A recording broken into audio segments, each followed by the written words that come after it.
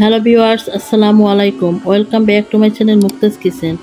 আমার আজকের রেসিপির আয়োজনে আপনাদের মাঝে নিয়ে আসলাম খুবই মজার একটি মাছ সবজির রেসিপি। সেটা হচ্ছে ডাটা দিয়ে রুই মাছের ঝোল রান্না। এই রান্নাটা খুবই সিম্পল একটি রান্না, কিন্তু খেতে লাগে খুবই মজার। এখন প্রচণ্ড এই গরমে বেশি তেল মশলার খাবার যখন খেতে একদম ইচ্ছে করে না, তখন ডাটা দিয়ে বা যে কোনো সবজি দিয়ে রুই মাছের পাতলা ঝোল খেতে কিন্তু খুবই দারুণ লাগে। তো বন্ধুরা, আশা করছি আমার আজকের এই রেসিপিটিও আপনাদের কাছে ভালো লাগবে। রেসিপি ভালো লাগলে অবশ্যই একটি লাইক দিয়ে সম্পূর্ণ ভিডিওটি দেখে নেবেন।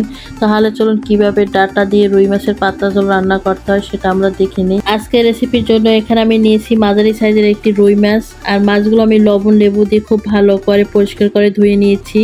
আর এখানে আমি নিয়েছি ডাটা, এখানে একটু আমি মোটা টাইপের লাল ডাটাগুলো নিয়েছি। আমি মাঝারি সাইজের একটি আলু কেটে নিয়েছি এর সাথে।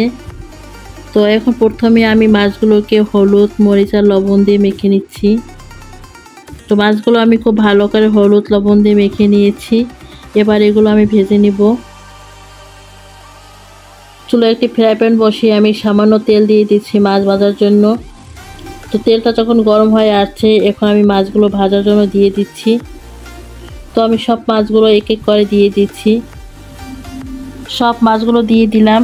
এখন মাছগুলো এক পাশ ভেজে নিয়ে অপর পাশ উল্টিয়ে দিচ্ছি। এখানে কিন্তু আমি সামান্য পরিমাণ তেলটা দিয়ে তারপর মাছগুলো ভেজে নিয়েছি। মাছগুলোর দুইটা পাশে আমি এপাশ ওপাশ করে সুন্দর একটা কালার করে ভেজে নিয়েছি। এখন এটা আমি চুলা থেকে তুলে নিচ্ছি। এবার পুরো রান্নাটার জন্য আমি চুলায় একটি ফ্রাই প্যান বসিয়ে দিয়েছি। ফ্রাই প্যানটা বসে আমি পরিমাণ মতো তেল দিয়ে দিচ্ছি।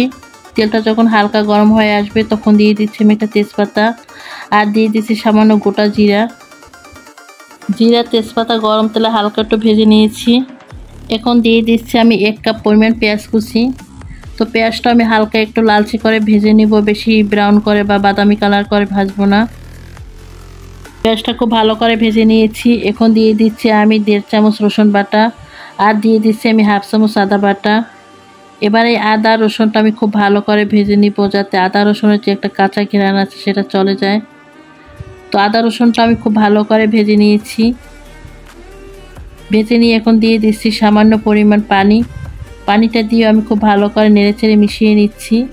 এখন দিয়ে দিচ্ছি সব ধরনের গুঁড়া মশলা। প্রথমে দিয়ে দিচ্ছি আমি 1 চামচ লাল মরিচের গুঁড়া। এবার দিয়ে দিচ্ছি আমি 1/2 চামচ হলুদের গুঁড়া।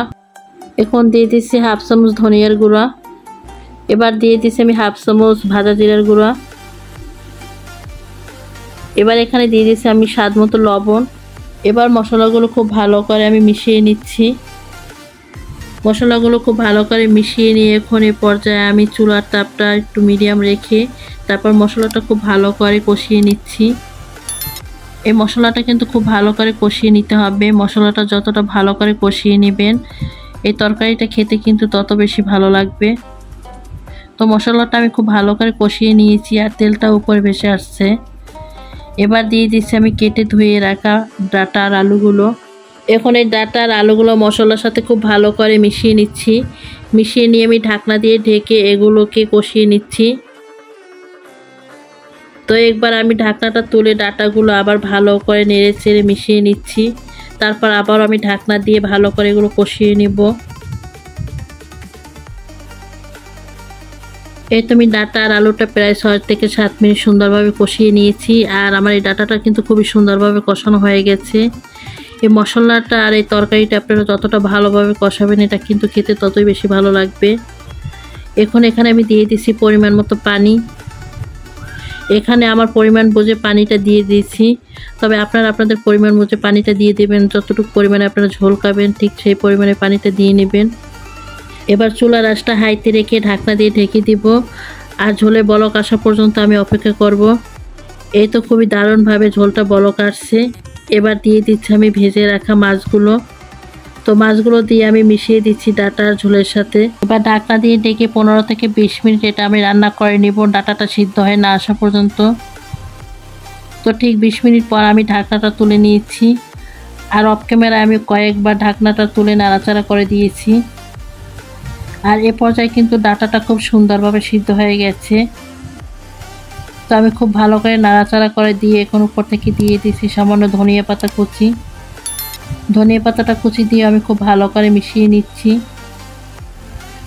তো তবে এই পর্যায়ে কিন্তু আমার ডাটা দিয়ে রুই মাছের পাতলা ঝোলটা খুব ভালোভাবে রান্না করা হয়ে গেছে। এবারে চুলাটা অফ করে আমি আপনাদেরকে গরম গরম পরিবেশন করে দেখাচ্ছি। এই তো খুবই সহজে তৈরি হয়ে গেল রুই মাছ দিয়ে ডাটা দিয়ে পাতলা ঝোল। এই গরমে রুই মাছ দিয়ে ডাটার পাতলা ঝোল খেতে কিন্তু খুবই দারুণ লাগে। আর এই গরমের জন্য কিন্তু এটা একটা পারফেক্ট রেসিপি। আপনার বাড়িতে এমন করে রান্না করে খেয়ে দেখবেন, আশা করি অবশ্যই আপনাদের খুবই ভালো লাগবে। তো বন্ধুরা, আমার আজকের এই ডাটা আর রুই মাছের পাতলা ঝোলের রেসিপিটা কেমন লেগেছে সেটা অবশ্যই কমেন্ট করে জানাবেন।